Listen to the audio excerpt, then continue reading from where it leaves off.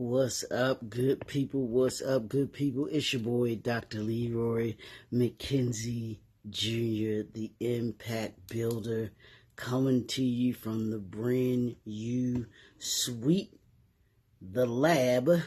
We're here on this Finish Strong Friday. Y'all know what we do on Fridays. We absolutely, positively must relentlessly finish strong. Whatever it is that you have deemed to accomplish this week, it gets done today.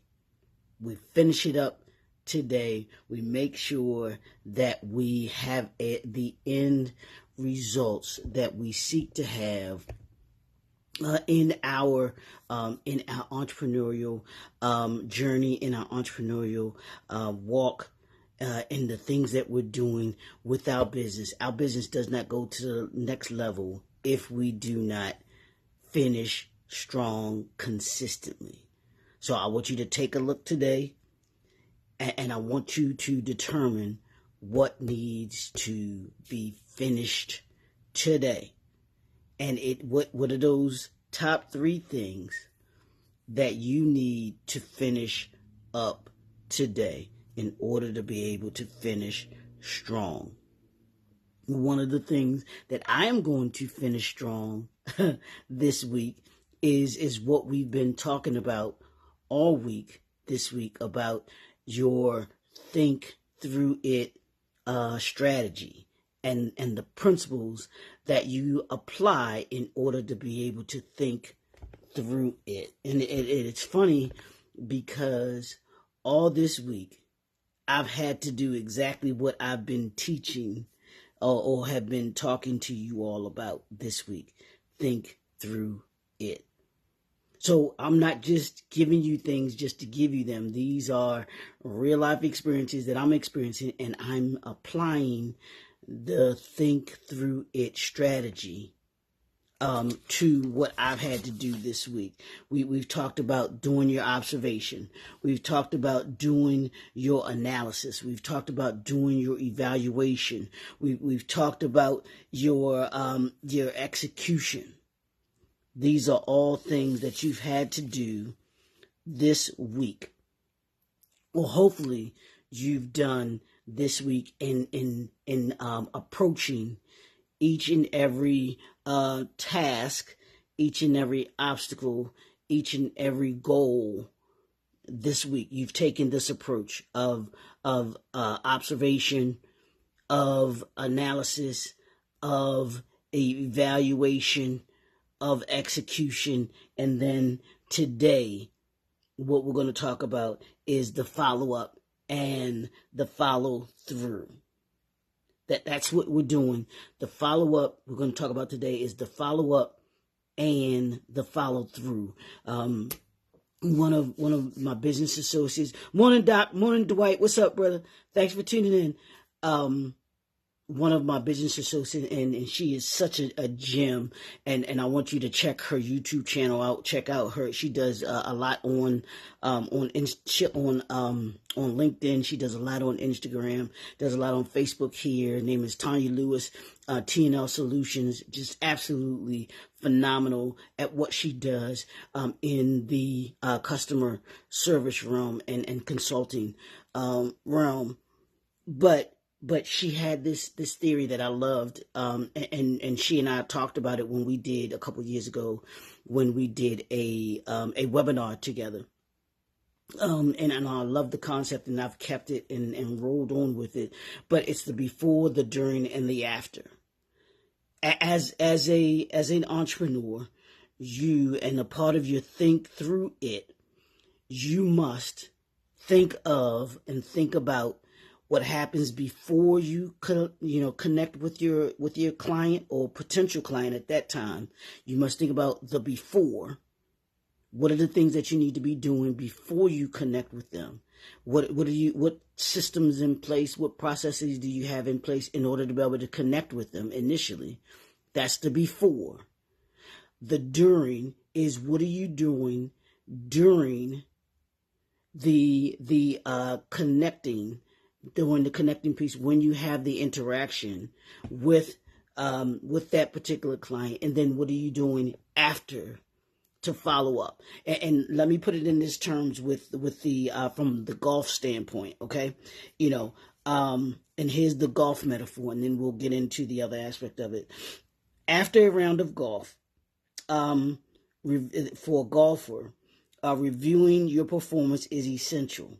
Golfers often analyze their game to understand what worked, what didn't work, and how they can improve. That's the for you as an entrepreneur, that's the after. What are you doing after to connect with your clients so that you can improve your entrepreneurial game? By following up, what do we mean? We mean asking them, did they find everything that they need? Did they get everything that they need? Were you attentive to what it is that the problem that they have, and you were able to solve that problem? I give it to you like this, and I love Home Depot's approach to the follow-up. They actually do follow. When you get to the counter, and Giant does it as well, when you get to the counter and you're checking out, unless you're doing the self-checkout, then you can't ask yourself. But anyway, that's another story, y'all. Don't get me started on that. But they will ask you, if you happen to have a cashier there, they will ask you this question: did you find everything that you needed today? Were you able to get what you came into Home Depot for? Were you came into Home Depot or Giant for? They'll ask you that. And that's them being attentive to what the needs of their clients are. They know that if you tell them, hey, I couldn't find certain items, I couldn't find certain things, then that's something that can register with them. They can notate it. That becomes a part of their analysis of their game, like we said here, and you get to improve upon it. So I want you today, as you think about your follow-up and follow-through with the clients that you have, you should have and I have this. I have a questionnaire to begin your interaction, and then you should have a questionnaire to end that particular encounter with your clients. Because you want to make sure that you're being consistent about resolving their problem. Every time that a client comes to you and they choose to use your product or your service, you're solving a problem that they have. And you want to make sure, as an entrepreneur, as a leader, that you're solving their problem consistently. When you think about successful businesses, you think about successful entrepreneurs, the reason that they are successful is because they solve people's problems consistently. They have a product or a service that solves people's problems consistently. And one of the ways that you solve people's problems consistently is by following up with them. Did the product meet your needs? How was the product? How was the service? They do that in restaurants. How was the service? I worked for one of the I call it the number one hotel chain in the world, and that's Marriott. I worked for them years ago, and they had a mindset the Marriott called the Marriott Way. The Marriott Way was there are no bad customers or clients or guests. You resolve the issue, and there shouldn't be an issue because you want to be so impeccably efficient that they come away with the experience of Marriott, that they don't have any problems. But we know that they're just things that you can't avoid. But Marriott had it in such a way that if you were a Marriott franchise, your customer service scorecard, because they had scorecards that you would get, and they would be in the guest room, and it would ask the guests how their encounter was or how their experience was at a particular at a Marriott hotel. And if you got, and if your total average of your scorecards was below a 90, y'all hear me? Below a 90, you did not keep that Marriott flag, because there was a certain standard that you had to have in order to be able to have the privilege of having a Marriott flag. And that's how you have to be about your brand. You have to say there's a standard. And part of the standard for me and my brand is to make sure that I am paying attention to what my clients are saying that I'm doing, my performance that I'm doing.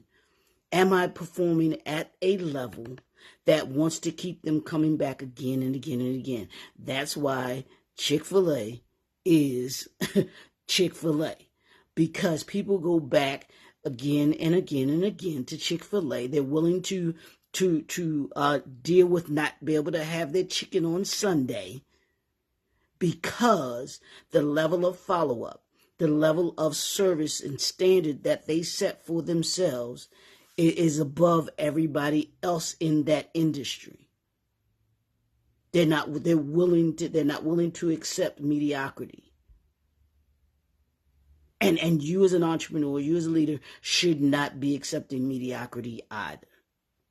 And part of the way that you eliminate mediocrity is with the follow-up and the follow-through, doing the follow-up, making sure that your product, your service is meeting the standard of those that you serve. So if the entrepreneurial aspect of this is in business, follow-up is about reviewing the outcomes of your execution, gathering feedback, and making necessary adjustments. It ensures continuous improvement and sustained success. Those entrepreneurs, those brands that make the necessary to review and who do review their execution, who gather their feedback and take a look at their feedback and then make the necessary adjustments, are those that improve and create sustainability for them, their business, and their brand. Morning, Brother David. How are you, sir? Good morning. Thanks for tuning in. But when you, as a part of your strategy, this think through it strategy, you have to be willing to look at your performance. You have to be willing to do the things that everybody else isn't going to do. Everybody isn't following up. Trust and believe. They may gather the data, they may gather the information, but then they don't make the adjustments. They don't do the implementing, the executing of what needs to be done in order to be able to have that sustainable success. Success is only as sustainable as the effort that's put into it. You can't sustain success if you aren't constantly adjusting, if you aren't constantly reviewing and seeing how you can get better. That's what makes the great. That's what makes Marriott. That's what makes Chick-fil-A. That's what makes Tiger Woods, because Tiger Woods was relentless about his follow-up and his follow through. He was always looking for ways. He would review his game, whether it was a big tournament, whether it wasn't a tournament, or whether it was just in practice. What are the mechanics that I can improve on? What are the things that I need to do in order to be able to make better? Kobe Bryant did it. Michael Jordan did it. Magic Johnson did it. If you want to be successful, I'm going to say it again. If you want to be successful, and finish strong, you got to follow up and you got to follow through. So don't be afraid of the follow through. Don't be afraid of the follow up. Don't be afraid of what a client or customer might say to you.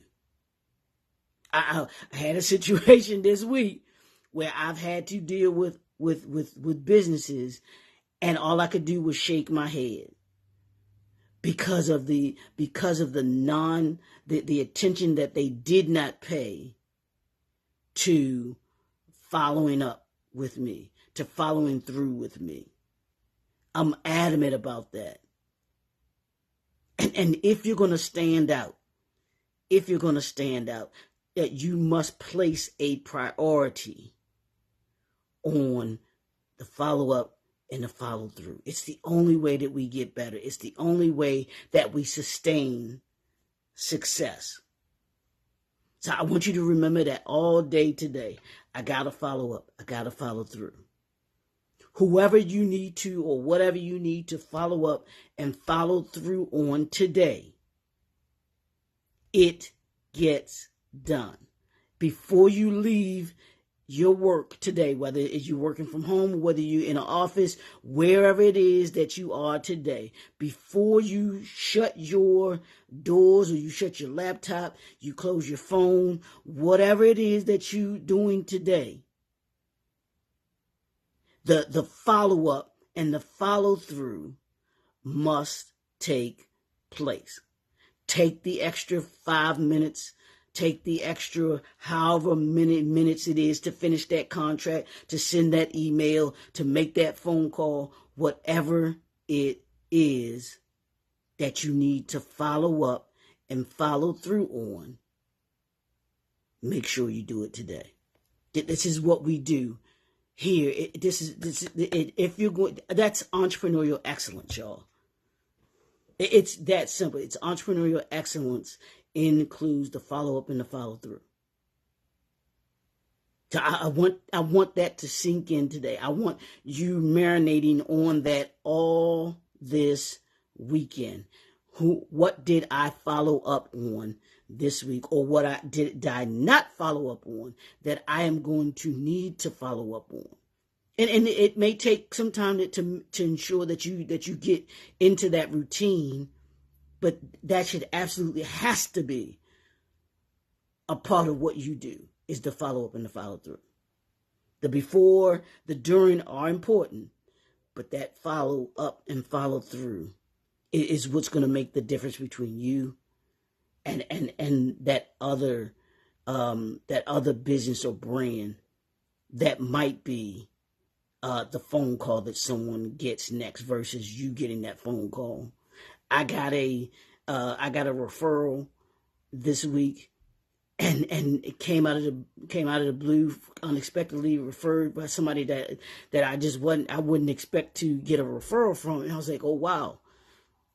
And the reason that I can say that, so even when I'm not necessarily there, it made me feel good that someone was still speaking my name because of the before, the during, and the after that I do when it comes to those that I work with, those that work for me, and then those that I serve.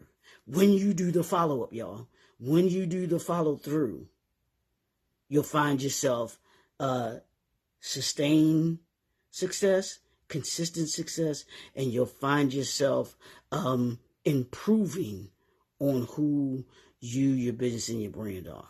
I promise you, you can take that to the bank. It's your boy, Dr. Leroy McKenzie Jr. This has been a really good, hopefully this week has really taught you something. It's actually added to your skill set. It's added to your entrepreneurial excellence in the things that you do. But I want you to carry this with you. These tools and ideas that I'm giving you, this wisdom I'm giving you, is so that you can become better. This is all part of what you should be using, you should be using in order to be able to make you better. And then this is all a part of the entrepreneurial briefcase. If you want to be go more in depth, and we can work on how your before, the during, and after, setting up those strategies and this whole think through it strategies and principles. If you want, let's have a conversation about it so we can make your business better. We can make your brand better. We can make you better. So that you understand observation, you understand analysis, you understand evaluation, you understand execution, and you understand the importance of the follow-up and your follow-through. That's what we do here in the Brand You Suite, and that's what we include in the entrepreneurial briefcase, because I told you it's not just about making you better by the end of the year than you were at the beginning of the year. It's about making sure that not only do you have your doors open, but that you keep your doors open. We're going to keep the doors open. That's what we, and that might be my theme for next year. Keep the doors. I got to write that down, y'all. Keep the doors open. Y'all don't take that. All right. Keep the doors open. That might be my title for next week. And my theme for next year, for 2025, keep the doors open. What are we doing to keep the doors open? And I promise you, if you're doing the follow-up and the follow-through, and you're utilizing this think through it strategies and principles, you'll keep the doors open. It's your boy, Dr. Leroy McKenzie Jr. Don't forget, go head on over to the YouTube channel. Check it out. The link will be in the description.